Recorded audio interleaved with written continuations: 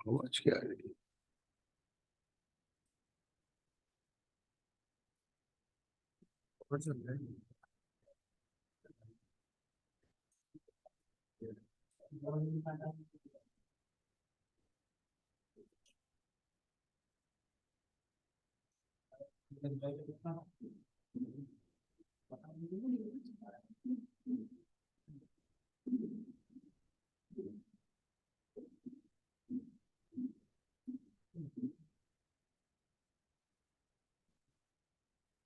सावधान।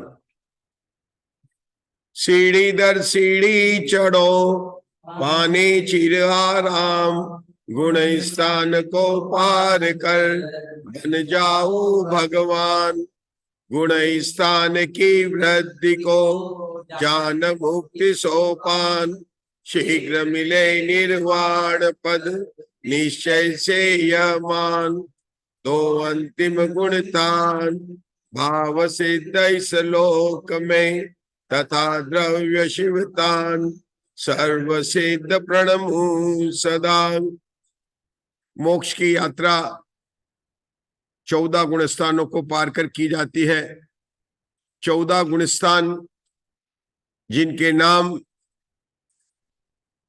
सबसे पहले आचार्य पुष्पदंत ने सत्प्ररूपणा के 177 सूत्रों में सूत्र नंबर 9 से लेकर सूत्र नंबर 23 तक उल्लेखित किए। जिनागम का या कहोगे जैन दर्शन का बहुत महत्वपूर्ण विषय है। जितने भी सैद्धांतिक ग्रंथ हैं उनके अंदर जितनी भी प्ररूपणा है उनका वर्णन या तो गुणस्थानों में है या मार्गणा में। गुणस्थान को ओक कहा जाता है, मार्गणाओं को आदेश कहा जाता है। गुणस्थान को संक्षेप कहा जाता है तो मार्गणाओं को विस्तार कहा जाता है। गुणस्थान को सामान्य कहा जाता है तो मार्गणाओं को विशेष कहा जाता है। गुणस्थान को द्रव्यार्थिक नय की अपेक्षा कथन करना कहते हैं तो मार्गणाओं को पर्यार्थिक नय की अपेक्षा से कथन कहते हैं। ये गुणस्थान 14 होते हैं। हमने यहाँ पर कल गुणस्थान के नाम को याद करने का एक प्रयास किया था जो मूल सूत्रों में लिखे गए हैं। आप में से कोई बताना चाहेगा? बोले क्या था? मिथ्यात्व, सासादान, सम्यक दृष्टि, सम्यक मिथ्या दृष्टि, देश विरत, प्रमत विरत, अप्रमत,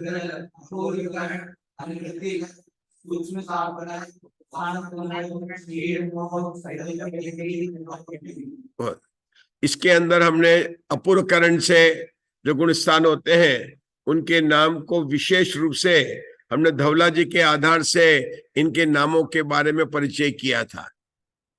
देखिए 10वें गुणस्थान का नाम सूक्ष्म सांप्राय है। इसका अर्थ ये हुआ कि 9वें गुणस्थान तक जो कषाय वो बादर सांप्राय। सांप्राय का अर्थ है कषाय। 10वें गुणस्थान में सूक्ष्म सांप्राय है तो 9वें गुणस्थान में क्या है? ये बादर सांप्राय 9वें गुणस्थान तक है। तो पहले गुणस्थान में भी बादर सांप्राय मिथ्यात्व कह सकते हैं, बादर सांप्राय सासाधन सम्यक दृष्टि, बादर सांप्राय सम्यक मिथ्या दृष्टि, बादर सांप्राय, हर जगह बादर लगाने अपन इस पद को जोड़ सकते हैं। इस तरह से अपूर्व करण का नाम हो जाएगा बादर सांप्राय। आगे क्या था? शुद्धि प्रविष्ट। बादर सांप्राय, अपूर्व करण, शुद्धि प्रविष्ट, उपशामक और शपथ। 9वें गुणस्थान का नाम अब आपको बताना है। क्या नाम है? बादर सांप्राय, अनिवृत्ति करण, शुद्धि, उपशामक और शपथ। ये हुआ अपना 10वें गुणस्थान का। क्या होगा? सूक्ष्म सांप्राय, प्रविष्ट, शुद्धि, संयत, उपशामक और शपथ। 11वें और 12वें गुणस्थान का नाम आपको बताना है। क्षीण मोह वितराग छदस। 12वें का क्षीण मोह वितराग छदस। 13वें और 14वें गुणस्थान जो अनंत परमात्मा को होते हैं उनका नाम क्या है? संयोग केवली चिन्ह और अयोग केवली चिन्ह। इन गुणस्थानों के अंदर कुछ जो शब्द होते हैं उनको दीपक की तरह अगर प्रवृत्ति करें तो देखिए दीपक 3 प्रकार के होते हैं। एक होता है अंत दीपक, एक होता है मध्य दीपक, एक होता है आदि दीपक। कितने होते हैं? 3 दीपक, आदि दीपक, मध्य दीपक और अंत दीपक। जो हमने अभी यहां पर बात की थी कि बादर सांप्राय, 9वें गुणस्थान में जो बादर सांप्राय अनिवृत्तिकरण प्रविष्ट शुद्धि संयत उपशामुख शपथ, इस 9वें गुणस्थान में जो बादर सांप्राय लगा है वह कौन सा दीपक है? वह कहलाएगा अंत दीपक। अंत दीपक मतलब क्या कि जो उस गुणस्थान में तो है, जो पद, जो नाम पद उस गुणस्थान में तो है लेकिन आगे के गुणस्थान में नहीं है, लेकिन उससे पिछले के गुणस्थानों में पाया जाता है, उसको कहते हैं अंत दीपक। जब हम समय सार जी की छठी गाथा पढ़ते हैं तो हम बोलते हैं न प्रमत है न प्रमत है, बस एक ज्ञायक भाव है। उसके अंदर छठे गुणस्थान का जो नाम है प्रमत संयत, भैया आपको बताना वो क्या है? प्रमत शब्द क्या है? अंत दीपक। क्यों अंत दीपक कहेंगे? कि छठे गुणस्थान में प्रमत संयत जो है वो आगे के गुणों में प्रमत नहीं आए तो अप्रमत अवस्था है। तो पहला गुणस्थान से लेकर छठे गुणस्थान तक सभी गुणस्थान में क्या हो गया? प्रमत शब्द लगेगा। क्या लगेगा? प्रमद, प्रमाद सहित है। तो छठे गुणस्थान में प्रमद संयत आदि दीपक है, मध्य दीपक है, अंत दीपक है। आपको बताना है अंत दीपक। कारण बताएंगे आप? उस गुणस्थान तक तो है, आगे के गुणस्थान में नहीं पाया जाता, और अंत के उसके नीचे के सारे गुणस्थानों में वह शब्द चरित्रार्थ होता है, लगता है, सभी में प्रमत अवस्था है। ठीक है। लेकिन जो 7वें गुणस्थान में जो अप्रमत शब्द लगा है, क्या वह मध्य दीपक है? क्या वह आदि दीपक है? आदि अंत दीपक नहीं है, क्योंकि इसके नीचे के गुणस्थानों में नहीं पाया। तो वह क्या है? आदि दीपक है। और आगे के सारे गुणस्थान यानी 7वें गुणस्थान से लेकर 14 गुणस्थान, कितने गुणस्थान हुए संख्या की अपेक्षा कहे तो 8। 8 गुणस्थान कौन से हैं? अप्रमत अवस्था के। 13वें गुणस्थान का नाम था संयोग केवली जीन। क्या नाम था? जीन शब्द जिनेन्द्र भगवान। क्या 14 गुणस्थान वाला जिनेन्द्र नहीं है? है ना? सिद्ध भगवान भी है। लेकिन एक देख, जिनागम में एक अपेक्षा है कि 4थे गुणस्थान से उसको दृष्टि मुक्त कहा जाता है। क्या जाता है? मतलब दृष्टि की अपेक्षा से वह केवल ज्ञानी है। क्या है? दृष्टि की अपेक्षा से 4थे गुणस्थान वाले को श्रद्धा गुण की अपेक्षा से केवल ज्ञानी का। गुरुदेव श्री के प्रवचन में बहुत आता है कि श्रद्धा गुण की अपेक्षा से 4थे गुणस्थान में केवल ज्ञानी, और केवल ज्ञानी को जिन संज्ञा है। तो इस अपेक्षा से 4थे गुणस्थान से लेकर ऊपर के गुणस्थान में जिन संज्ञा भी होती है, लेकिन जो 13वें गुणस्थान में संयोग केवली जिन लगा है वह जिन मध्य दीपक है। वो क्या है? क्योंकि नीचे के गुणस्थान में 4थे में भी पाया जाता है, 5वें में भी। बोले एक देश जिन के रूप में। क्या बोलते हैं? एक देश जिन के कहते हैं। यहां तक साधु को तो बोलते ही है नमो जिनाणम। जब मैंने कहा नमो जिनाणम, क्या अर्थ होता है? जिनेन्द्र भगवान को नमस्कार। जब मैंने नमो जिनाणम कहा तो ये द्रव्यार्थिक नहीं से नमस्कार हुआ। कौन सा हुआ? पर्यार्थिक नहीं से नमस्कार कैसे होगा? नमो सकल जिनाणम, नमो निकल जिनाणम, नमो देश जिनाणम। निकल जिनाणम मतलब सिद्ध भगवान को नमस्कार। सकल जिनाणम मतलब, आपको कोई पंक्ति याद आ रही है? सकल निकल परमात्मा दे। कहां पर छड़ल में आया ना लाइन? क्या आया है? बोलिए बोलिए।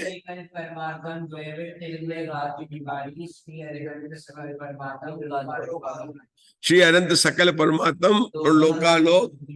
फिर से बोलना। क्या है? एक जन्म बोलिए। सकल निकल परमात्म में घाटी निवारी श्री अनंत सकल परमात्म लोकालोक बिहारी। तो सकल परमात्मा, निकल परमात्मा और देश परमात्मा। मालूम है ये परमात्मा कहां पर है? ये नमोकार मंत्र में है। नमोकार मंत्र में नमो अर्यंताणम सकल परमात्मा है, उनको बोलेंगे सकल जिन। नमो सिद्धाणम को निकल जिन, और आचार्य उपाध्याय साधु को एक देश जिन बोलेंगे। तो चूंकि नीचे भी पाया जाता है ना, तो आप बोलेंगे वो तो देश जिन है ना, तो उसमें एक देश जिन है और सकल जिन है, तो अंतर होना चाहिए कि कोई बात नहीं है, जो चीज पूरी वस्तु में पाई जाती है उसके अंश में भी पाई जाती है। जैसे अमृत है, अमृत घड़े पर अमृत में जो गुण पाया जाता है वो एक उसके छोटे दाने में भी पाया जाता है। शक्कर की एक बोरी के दानों में जो मिठास है वो शक्कर के एक दानों में भी पाई जाती है। तो इस तरह से अगर हम देखें, रत्नत्रय की अपेक्षा से रत्नत्रय आचार्य उपाध्याय साधु परमेष्ठी में भी है और रत्नत्रय अनंत और सिद्ध भगवान में भी रत्नत्रय विराजमान है। रत्नत्रय की अपेक्षा से कोई अंतर नहीं है, बड़े पूर्णता की अपेक्षा से देखें, लेकिन जितनी अपेक्षा से शुद्धि है वो शुद्धि तो निर्मलता ही है। तो हमने अभी मध्य दीपक देखा, अंत दीपक के बारे में देखा और आदि दीपक के बारे में सामान्य परिचय प्राप्त किया। अब हम यहां पर देखते चौथे गुणस्थान का नाम है अविरत सम्यक दृष्टि। क्या कहा? आप बताना चाहेंगे कि अविरत सम्यक दृष्टि में कितने पद हैं? 2 पद हैं, एक पद है अविरत और दूसरा है सम्यक दृष्टि। देखिए, अविरत कहो, यह गुण, यह अविरतपना पहले गुणस्थान में भी है, दूसरे गुणस्थान में भी है, तीसरे में भी है, लेकिन पांचवें में नहीं, क्योंकि वहां पर देश विरत है। तो अविरत को क्या कहेंगे भैया? आप ही को बताना है। यह अंत दीपक है। अविरत शब्द क्या है? चौथे गुणस्थान में जो अविरत लगा है वह अंत दीपक है। लेकिन एक दूसरा पद है चौथे गुणस्थान के नाम माला के साथ में, सम्यक दृष्टि। क्या नीचे के गुणस्थान में कोई सम्यक दृष्टि है? अरे नहीं नहीं, कल ही बताया था कि पहले दूसरे तीसरे गुणस्थान में सम्यक दर्शन की गंध ही। तो इसका मतलब क्या हुआ? सम्यक दृष्टि क्या हो गया? आदि दीपक हो गया। चौथे गुणस्थान में नाम है अविरत सम्यक दृष्टि। पहला शब्द अविरत क्या है? अंत दीपक। दूसरा शब्द क्या है? हमने बात कर ली इसके, ठीक है ना। इसी तरह जब सूक्ष्म सांप्राय हम लगाएंगे तो सूक्ष्म सांप्राय क्या है? केवल उसी गुणस्थान में है, उसी गुणस्थान में, आगे तो कोई है नहीं है। सूक्ष्म सांप्राय, उसके आगे तो कशा ही नहीं है। तो सूक्ष्म सांप्राय अंत दीपक भी है, आदि दीपक भी है और मध्य दीपक है। और जहां अंत आदि मध्य दीप से बिल्कुल रहित है। योगी संयोग केवली जीन और अयोग केवली जीन। जो अयोगी है, अयोग अवस्था कहां से है? नीचे के गुणस्थान में नहीं है, तो अयोगी कहां से हुआ? 14 गुणस्थान से हुआ और आगे सिद्ध भगवान में भी है। तो अयोगी शब्द कौन सा हो गया? आदि दीपक। क्या हो गया? अच्छा, केवली, केवली शब्द क्या है? अंत नहीं, नहीं नहीं, अरे अंत दीपक नहीं है, आदि दीपक है। क्योंकि जब बोला संयोग केवली जिन, तो केवली केवल नीचे के गुणस्थान में तो छदमस्त है, केवल ज्ञान का क्या वो है। और संयोग केवली है, वह क्या है? वह अंत दीपक है, क्योंकि आगे अयोग केवली होने वाले। 13वें गुणस्थान में 3 पद है भैया, संयोग केवली जिन। संयोग शब्द कौन सा है? अंत दीपक है। केवली शब्द आदि दीपक है। जीन शब्द मध्य दीपक है।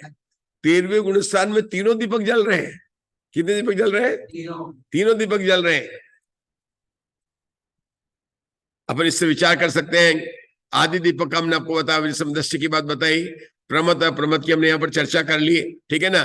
14 में अयोग शब्द की चर्चा कर ली। छठे में जो वीरज शब्द है वो क्या छठे से चालू होता है? तो वो क्या आदि दीपक है? जिन मध्य दीपक कैसे होगा? जिन मध्य दीपक की विवक्षा यह है भैया कि जो चौथे गुणस्थान में जो जीव है ना, उसको दृष्टि की अपेक्षा से जिन माना गया, एक जिन माना गया, दृष्टि है ना।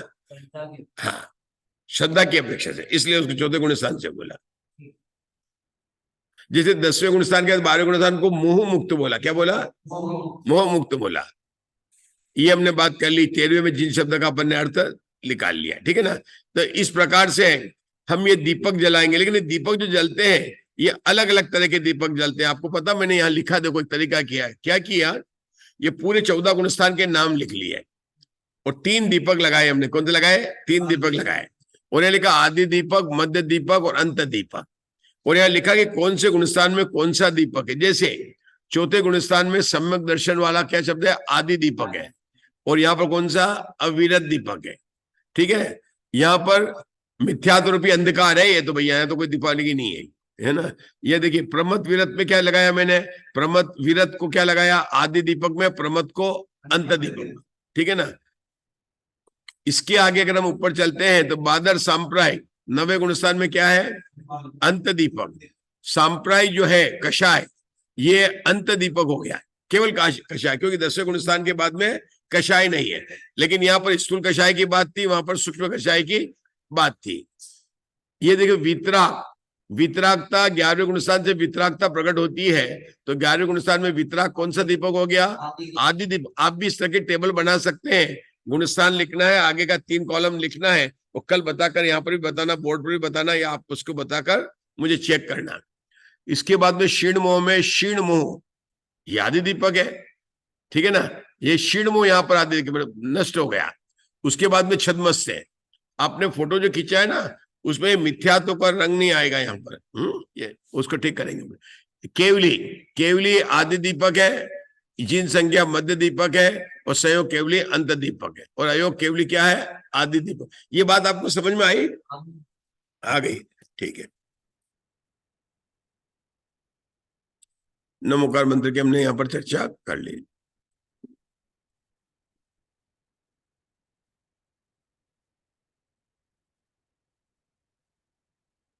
अब हम आप यहाँ पर इन 14 गुणस्थानों का गमनागमन की बात करेंगे। ठीक है, गमनागमन को जानने के लिए हमने एक चार्ट बनाया है, हम आपके सामने ये प्रस्तुत कर दिए। ये चार्ट है, ये दिख रहा है आपको चार्ट? पहले हम चार्ट आपको बोर्ड पर भी बनाकर बताएंगे। ये हमारी मुक्तिपुरी की यात्रा के 14 स्टेशन है। कितने स्टेशन है? जैसे आपने देखा होगा मेट्रो है, दिल्ली में मेट्रो है, बॉम्बे में मेट्रो है, तो मेट्रो में हर एक स्टेशन की गाड़ी पर वहां पर बना रहता है कि किस प्रकार से। ये हमारी मुक्तिपुरी एक्सप्रेस के मेट्रो है। लेकिन मुक्तिपुरी एक्सप्रेस में कुछ ट्रेन भी है, कुछ फ्लाइट भी है, और कुछ रॉकेट भी है। आपको पता है?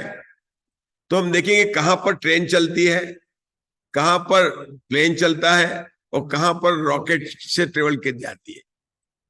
मुक्तिपुरी की यात्रा में वास्तव में देखा जाए तो 2 लाइन से, एक का नाम है संसार टूर एंड ट्रेवल, दूसरे का नाम है Siddhatma tour and travel. Siddhatma tour and travel के पास में एयरलाइंस भी है, और ट्रेन भी चलती है, और रॉकेट भी चलता है। सिद्धात्मा एयरलाइंस के पास में गाड़ी है। अब गाड़ी में आप देखेंगे सबसे पहले कौन सा? पहला गुणस्थान। चूंकि मेरे पास में, आपके पास में चार्ट है, लेकिन बोलने में शायद ये आवाज वहां तक जाएगी नहीं। मैं कोशिश करता हूं कि आवाज वहां पर जाए। देखिए, हम यहां पर आपको चार्ट से समझाने का प्रयास कर रहे हैं। हमें गुणस्थान के मुक्तिपुरी की यात्रा का बनाना है, तो ये पहला गुणस्थान, किसको लिखा? पहला गुणस्थान। जब भी कोई जीव अपनी यात्रा, मुक्तिपुरी की यात्रा प्रारंभ करता है, तो कल हमने बताया था पहले से सीधा चौथा गुणस्थान होता है। आप देख रहे हैं इस बोर्ड पर, ये चौथा गुणस्थान को आप लोगों को डायग्राम बनाना है और उसको खाना है। तो पहले गुणस्थान है चौथे गुणस्थान। चौथे गुणस्थान के बाद में यह जीव 5वें गुणस्थान में जा सकता है। 5वें के बाद में यह जीव सीधा 7वें में जाता है। 7वें के बाद में जिस तरह में ये गिर यहाँ पर झूले की तरह झूलता है, और ये 6ठे गुणस्थान में। इसके बाद में यहाँ पर ऊपर 2 श्रेणियां हैं। ये देखिए, यहाँ पर मैं इसका पूरा डायग्राम बताया गया है। ये 8, 9, 10 और 11। इधर भी 8 भी है, 9 भी है, 10वां गुणस्थान है। 10वें के बाद में यहाँ तो 11 है, लेकिन यहाँ पर 12, 13 और ऊपर 14। इधर आप देखेंगे चौथा गुणस्थान के बाद में कोई जीव गिरकर तीसरे गुणस्थान में आ जाता है। इसी तरह से चौथे से कोई दूसरे में आ सकता है, और फिर पहले में जा सकता है। तो अगर आप इस ढंग से डायग्राम बनाएंगे तो आपको डायग्राम बिल्कुल मैं इसके अंदर वो बनाने का प्रयास करूंगा। आपने देखा ना, पहले गुणस्थान से जीव जब भी प्रथम पहली बार स्वतंत्र दर्शन प्राप्त करता है तो सीधा पहले से चौथा गुण स्थान होता है।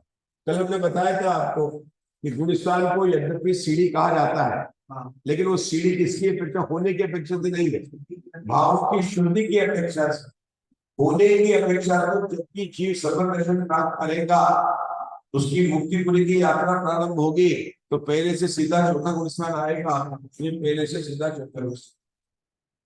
कोई जीव चौथे से वापिस पांचवे में जा सकता है, पांचवे से सातवें में, ठीक है। छठा गुण स्थान बाद में आता है, सातवें के बाद में छठा गुण स्थान आता है, और ये इस प्रकार से दूसरा गुण स्थान गिरने की अपेक्षा से ही होता है। छठा और दूसरा गुण स्थान की क्या विशेषता है कि दोनों गुण स्थान गिरते समय ही होते हैं, बोल देते हैं छठा गिरते, सातवें से गिरकर छठे में आएगा, चौथे से गिरकर दूसरे में आएगा। हम अपने बोर्ड पर जो कंप्यूटर में चार्ट है ना, इस चार्ट के आधार से और देखिए, ये चार्ट यहाँ बदल क्यों नहीं रहा, यहाँ पर तो बदल गया है। ये हम देख रहे हैं कि बोर्ड पर नहीं दिख रहा है, कारण क्या है? नहीं, हमारे यहाँ पर हमने चार्ट बदल दिया है, लेकिन आपके बोर्ड पर नहीं दिख रहा है, यूट्यूब में दिख रहा है। ये चार्ट यहाँ दिखना चाहिए।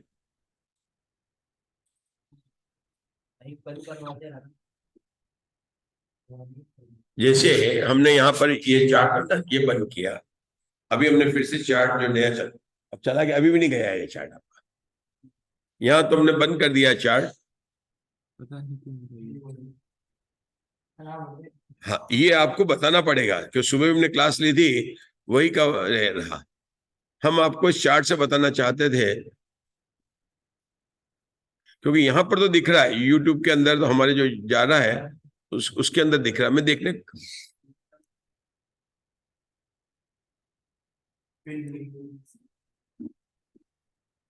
ये चार्ट अब शायद देखते हैं, अब आया, अभी भी नहीं आया। नहीं, वो चार्ट नहीं आया जो हम दे रहे हैं, ये तो पुराना चार्ट है।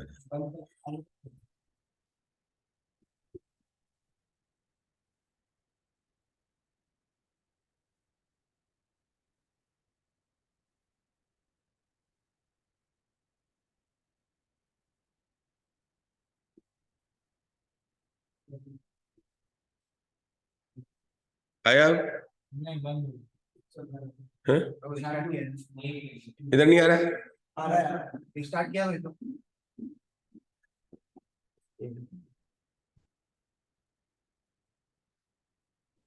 वैसे माइक हटा देंगे, आवाज आ रही है। ये चार्ट आए तो अपने को दिखाए ना, अपने को बताएं।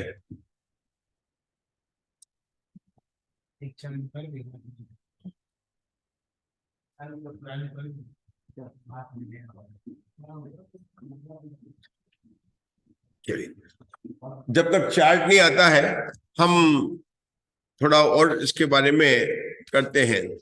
देखिए, अब आ रहा है आपका? हाँ, अब आया। तो अपन इसको कर सकते हैं।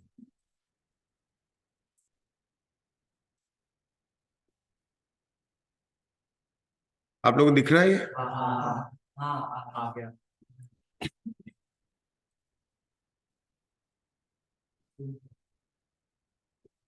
ये इसको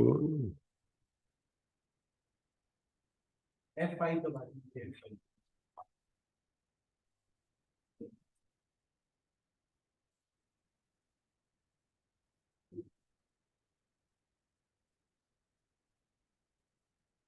अब दिख रहा है? हाँ,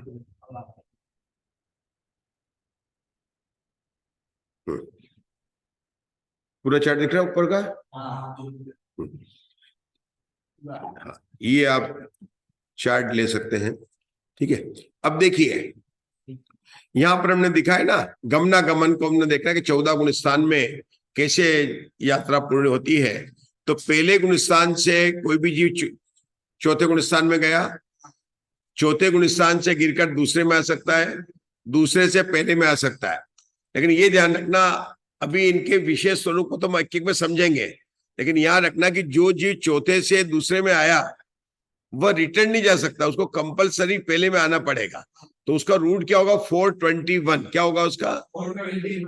मतलब ट्रेन कैसी कि चौथे से आएगी, दूसरे में रुकेगी, बहुत कम समय के लिए रुकेगी, और कितने कम से एक समय से लेकर 6 होली, बस इतने तक रुक सकती है।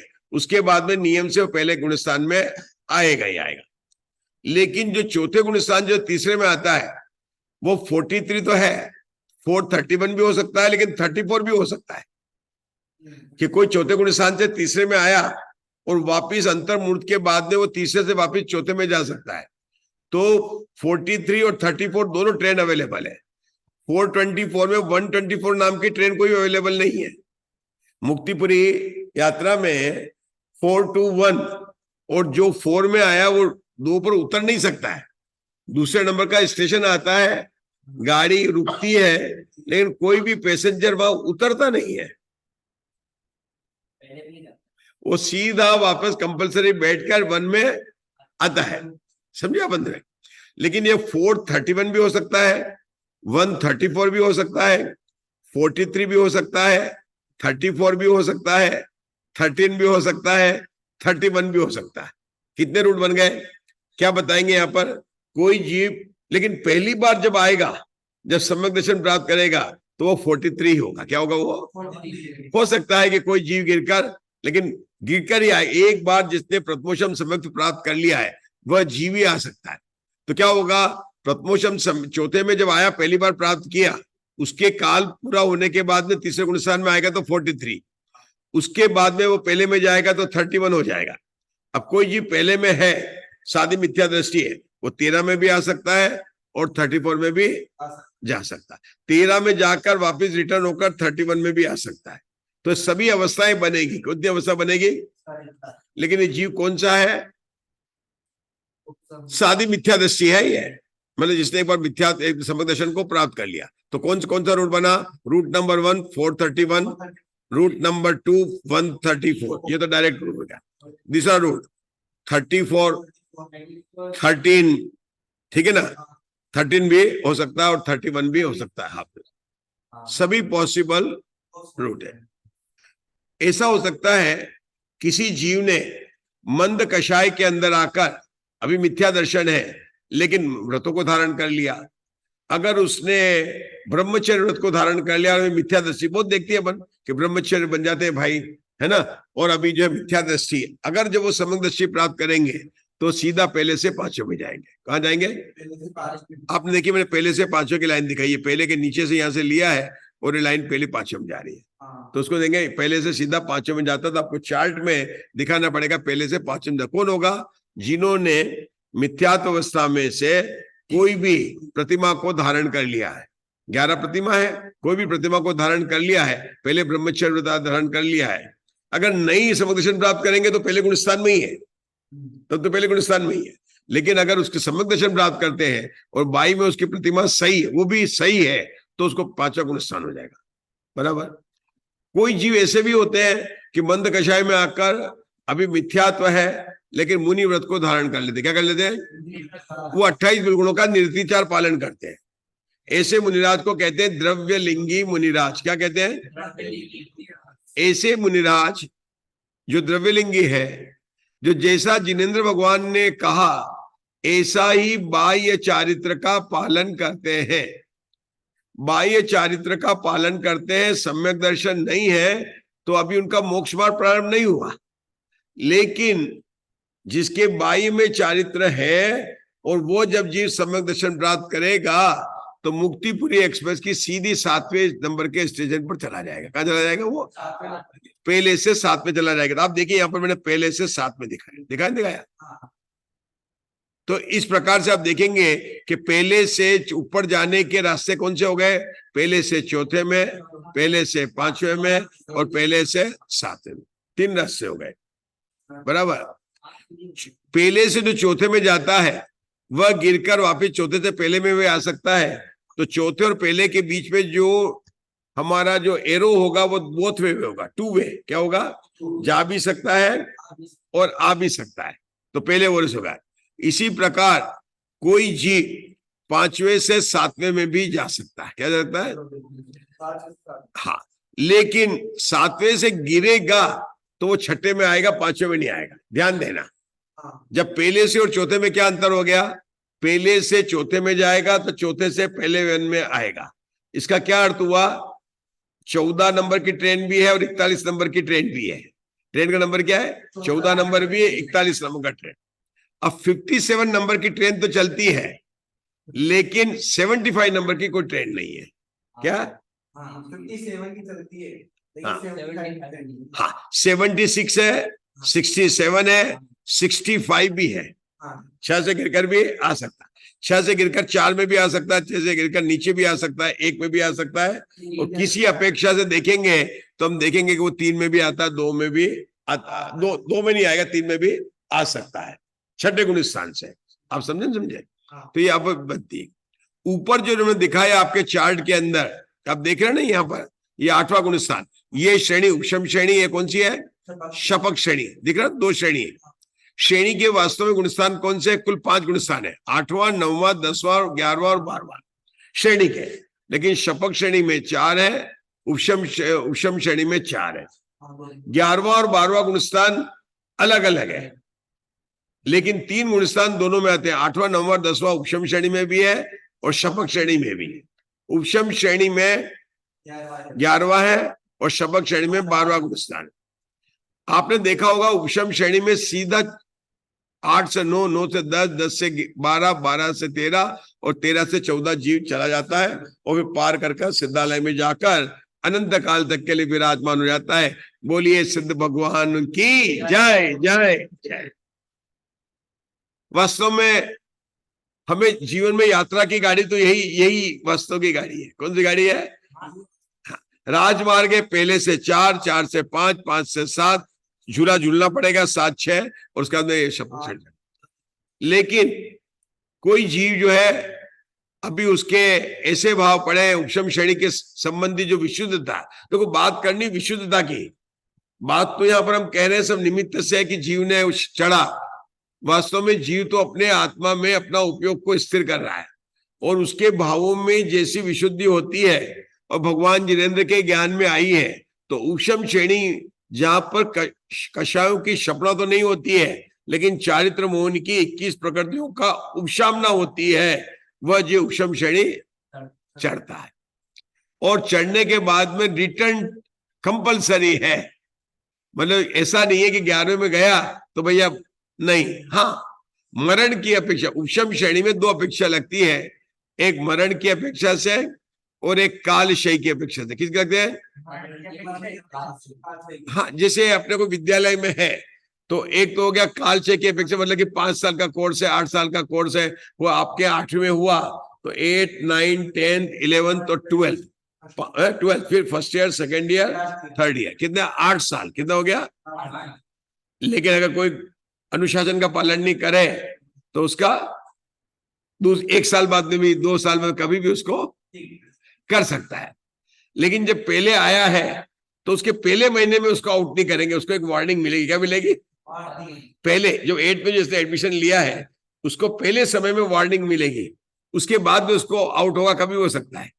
इसी तरह से उपशम श्रेणी में चढ़ते समय अपूर्वकरण के पहले भाग को छोड़कर बाकी कभी भी मरण हो सकता है और मरण कर वो जो है जा सकता है, मतलब श्रेणी से जाकर वो देवगति में चला जाएगा, उसका 4था गुण स्थान आ जाएगा। तो उपशम श्रेणी की बात हमने इसको बताया। देखिए आप देखिए यहां लिखा मरण, 11वें में मरण गया सीधा 4थे में आ गया, देखा 4थे में लाइन आ गई। 10वें में मरण किया 4थे में आ गया, 9वें में मरण किया, कहीं भी मरण करेगा, 6ठे में मरण किया, 7वें में मरण किया, ये कहा जाता 4थे गुण स्थान में। ये मरण की लाइन हमने यहाँ पर दिखा दी है। लेकिन कालशय की लाइन में क्रम से ही आएगा, 11वीं से 10वीं में, 10वीं से 9वीं में, 9 से 8। ये आपके स्कूल में नहीं होता लेकिन मोक्ष की यात्रा में होता है ना? ऐसा नहीं होता है कि 11वीं के बाद में क्या 11वीं से क्या आएगा 10वें में, 10वें से ऐसा नहीं कि 10वें में आके कोई रुक जाएगा। अगर वो 10वें से आएगा पूरा आके कहाँ रुकेगा? 7वें 6ठे में रुकेगा और झूला झूलकर चलेगा। 7वें से गिरकर 6ठे में आएगा, लेकिन 7वें में मरण होगा तो 4थे में आएगा। हाँ, 4थे में आकर अगर कोई बिना मरण के चौथे में गिरकर आया सामान्य से, सातवें में छठे में आया, छठे से चौथे में आ गया, छठे से पांचवें में आ गया, तो उस जीव का आकर फिर पहले में भी मरण हो सकता है। 3 गुणस्थान है जहां पर आकर जीव का मरण होगा।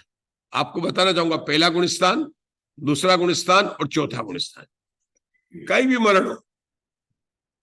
जैसे कोरोना काल आ गया और मरना नहीं है तो तीसरे गुणस्थान में चले जाओगे, मरण नहीं होगा, नहीं होगा। बस आपको एक करना है, तीसरे गुणस्थान में न मरण होता है न मरण। अपन तो विशेष चर्चा करने वाले हैं, ये तो हमने बताया आवागमन की अपेक्षा से बताया, ठीक है ना।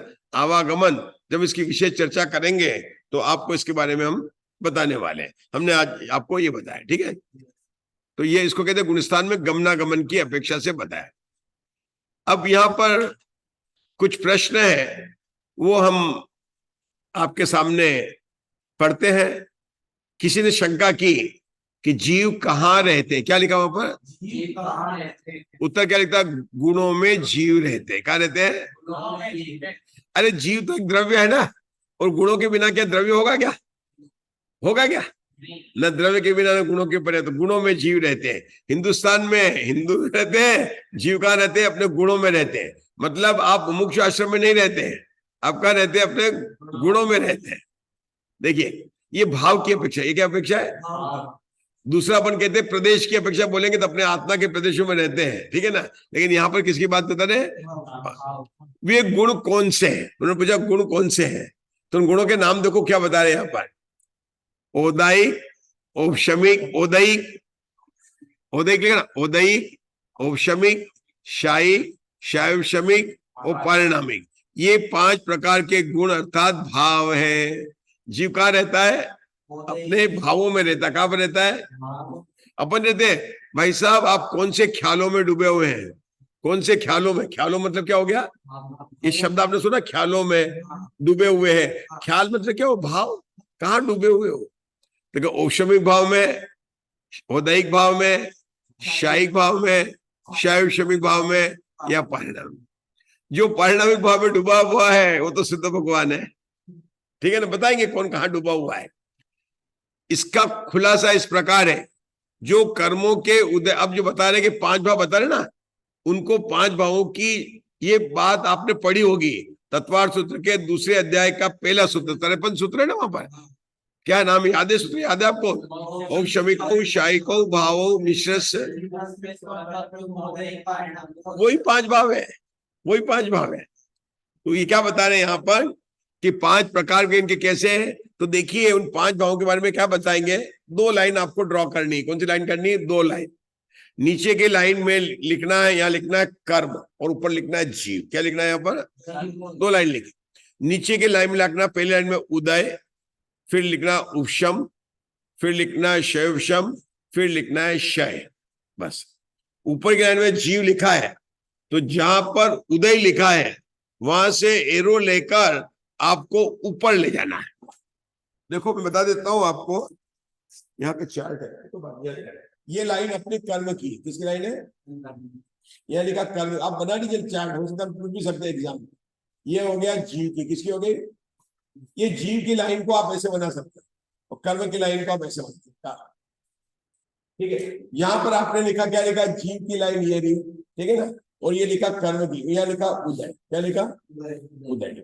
यहाँ लिखा आपने उपशम, ठीक है। और यहाँ पर लिखा है, जो नीचे की 2 लाइन अपन ने ड्रॉ की है, तो उदय, उपशम, क्षय और शय, नहीं क्षय, उदय, उपशम, क्षय और शय। क्या लिखा?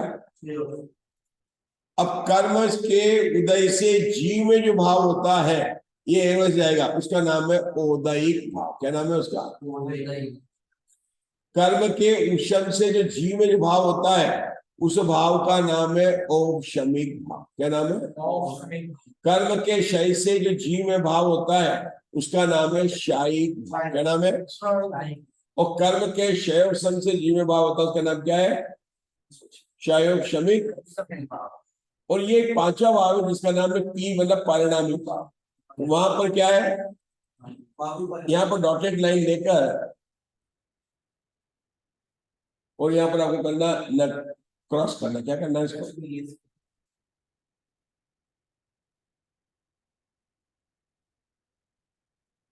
ये बात हमने जो पढ़ने जा रहे हैं उसको हमने आपको चार्ट से समझा दी। मतलब जिस भाव में न कर्म के उदय की, न उपशम की, न क्षय की और क्षण की अपेक्षा हो, वह भाव क्या कहलाता है, परिणत। जिस भाव में कर्म के उदय की अपेक्षा हो उस भाव को उदयिक भाव कहते हैं। जिस भाव में कर्म के उपशम की अवस्था हो उस भाव को औषमिक भाव कहते हैं। जिस भाव में कर्म की क्षय की अपेक्षा हो उस भाव को क्षयिक भाव कहते हैं। जिस भाव में कर्म के क्षय की बात हो उस भाव को क्षय कहते हैं। और जिसमें ये भी क्रॉस, ये भी क्रॉस, ये भी क्रॉस, ये भी कितने क्रॉस है, है ना, हृदय उपशम क्षय इसको क्या कहते हैं, बन गए, बनाए आपने चार्ट, बनाया चार्ट, 2 चार्ट हो गए आपके, ठीक है ना। हाँ, आपको चार्ट बना के दिखाना। और तीसरा टेबल बनाया अपन ने अंत दीपक, आदि दीपक और मध्य दीपक का। मैं देख, ये होमवर्क हो गया 3 आपका। पहला कौन सा हो गया, वो ना दीपक वाला,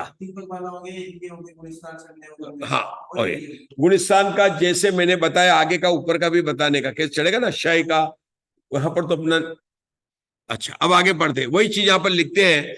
आप लोगों में से कोई पढ़ना चाहे तो पढ़ सकता है। क्या लिखा, जो कर्मों के उदय से उत्पन्न होता है उसे उदायिक भाव कहते हैं। जो कर्मों के उपशम से उत्पन्न होता है उसे औषमिक भाव कहते हैं। जो कर्मों के क्षय से उत्पन्न होता है उसे, यही तो अभी समझाया मैंने आपको, ठीक है ना। जो वर्तमान समय में, अब यहाँ पर कुछ बात बता रहे हैं, जो वर्तमान समय में सर्वघाती स्पर्धकों के उदयाभावी क्षय से, एक पॉइंट, अनागत काल के उदय में आने वाले सर्वघाती स्पर्धकों के सदस्यता रूप उपशम से उत्पन्न होता है, उसे शैव शमिक भाव कहते हैं। देखो, शैव शमिक भाव की परिभाषा में इसका विशेष तो जब अभी गुणस्थान में करेंगे ना तो आने वाला है, लेकिन अभी यहाँ पर बात आई है तो अपने को क्या बताना, शैव शमिक भाव किसे कहते हैं। तो अभी तो अपने एलकेजी की परिभाषा थी, कर्मों में शैव शम से शैव शमिक भाव होता है, लेकिन उसकी कॉलेज लेवल की जो परिभाषा है उस परिभाषा के 3 बोल बनते हैं। कितने बनते हैं?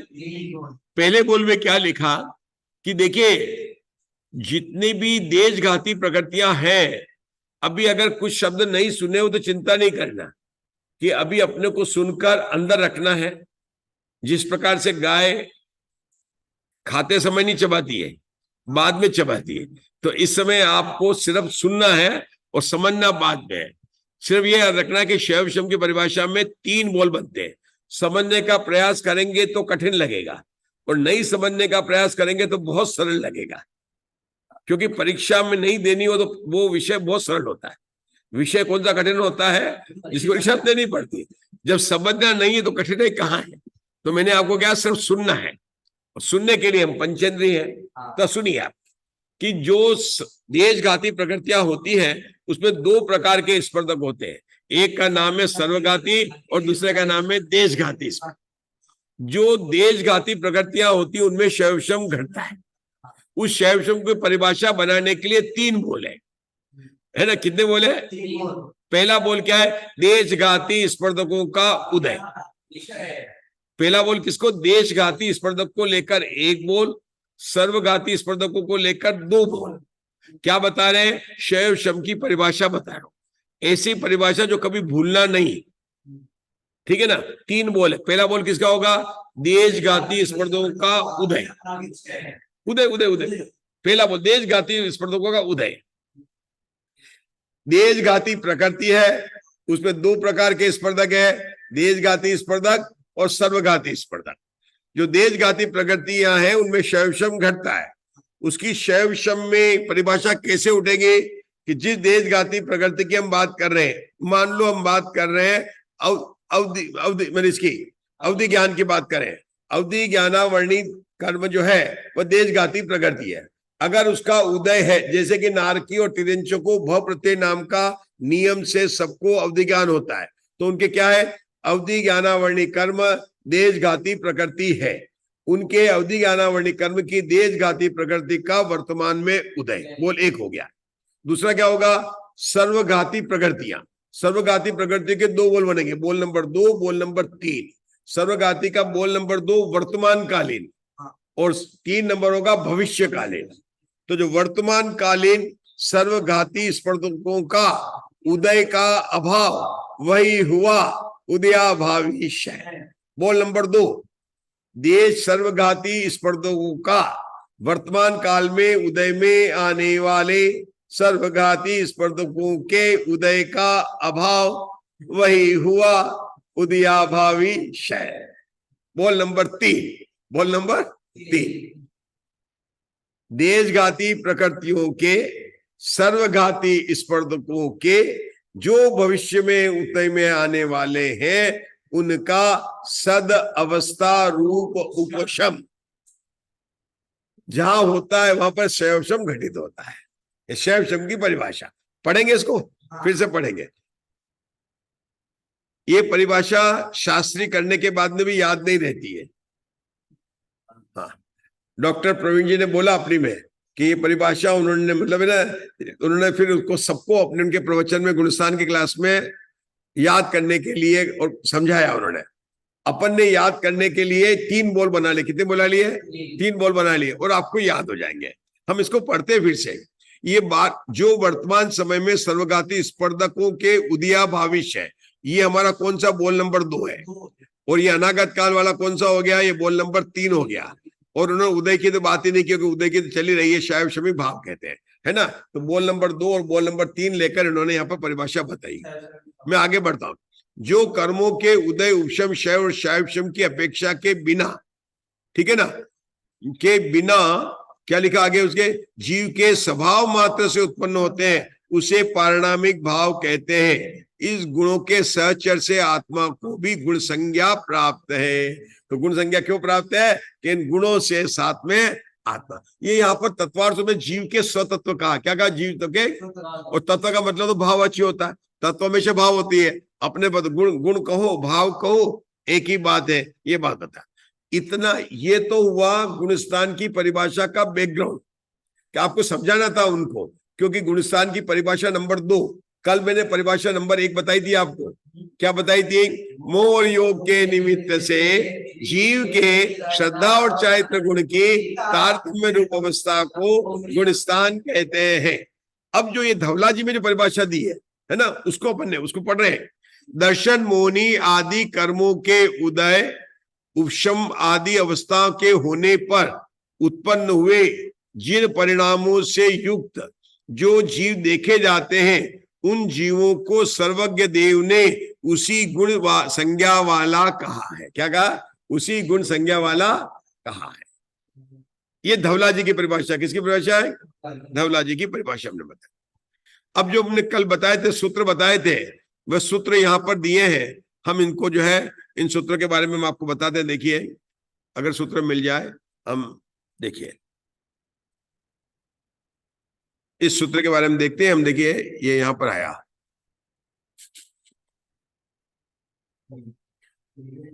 ये जो चार्ट था ना, इसको ऊपर लेना पड़े। ये अब आ गया। अब दिख रहा है आपको? अब ये देखिए, पहला सूत्र क्या है? पहला सूत्र ओगेण अथी मिच्छा दिट्ठी, मतलब ओगेण अथी, है ना। ये गुजराती का अथी नथी नहीं है। ये हाँ, वहां भी चलता ना नथी, वो नहीं है। ओगेण मतलब गुणस्थान, ओग मतलब सामान्य से, मिच्छा मिच्छा दृष्टि जीव है एक बात। दूसरा क्या है? शासन सम्मा इट्ठी। तो 9वें सूत्र में क्या बोला? मिच्छा इट्ठी। 10वें सूत्र में क्या बोला? शासन सम्मा इट्ठी। आप इसका नाम याद कर सकते हैं हमारे साथ में, बड़ा अच्छा लगेगा, क्योंकि अपने यहाँ पर धवला जी विराजमान है। बोलो, मिच्छा इट्ठी, शासन सम्मा दिट्ठी, सम्मा मिच्छा इट्ठी, असंजत सम्मा दिट्ठी, असंजत सम्मा इट्ठी, संजदा संजदा, पमत संजदा, अपमत संजदा, अपूर्वकरण पवित्र शुद्धि संयतेषु अथी उसमा खवा। आगे बढ़िए। अनियट्टी बाद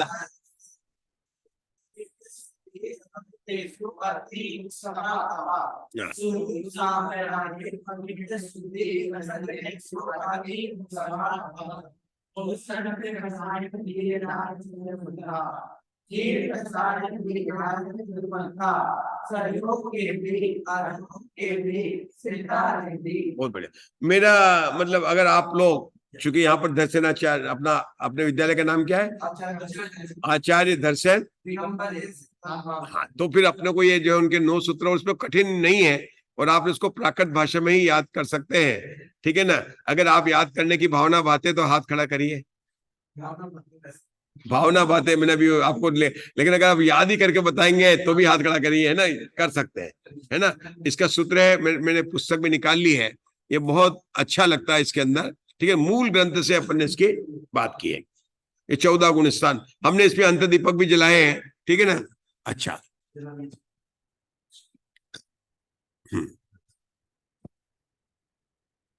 हम इस गुणस्थान के बारे में आपको और बताना चाहते हैं। ये देखिए, आपने ये लिखा ना सूत्र ओगेन अथिम इच्छा इति, तो ये बात जो आपने बताई है, ये दिख रहा है आपको, ये सिर्फ हमने 4 गुणस्थान का चार्ट दिखाया, आपको दिखाया है। तो देखो, पहले गुणस्थान से जो ट्रेन जाती है उसको नाम क्या कहेंगे? यहाँ पर आई ना, तो इसको दिखाने का तरीका क्या है बताता हूं मैं आपको।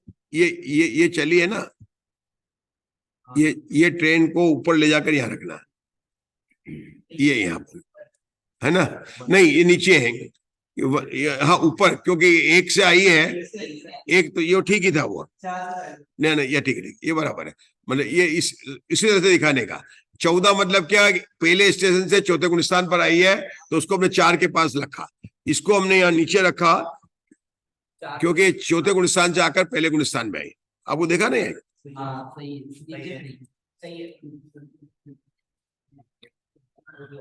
अच्छा, ये देखिए, ये आपको समझ में आ गया। 34 तीसरे गुणस्थान से 34 में आना, 43 से 43 में आना, और 31 क्या कहता है? तीसरे गुणस्थान से पहले गुणस्थान में आए। मतलब पहला शब्द बोलता है कहां से और कहां तक की गुणस्थान की, ठीक है ना। और इसका अपन ने नाम एक ही रखा है, 421, चौथे गुणस्थान से आया, वाया दूसरा और तीसरा। इसमें 40 to 21 नहीं लिखने का, तो नियम से जो है मतलब गाड़ी में जो है 421 है, बराबर है। चलिए, अब आज का तो अपना समाप्त हो गया है विषय, कल अपन इसको जो है आगे को विषय को बढ़ाएंगे। चलिए, मंगलाचरण जिनवाणी स्तुति कर लीजिए।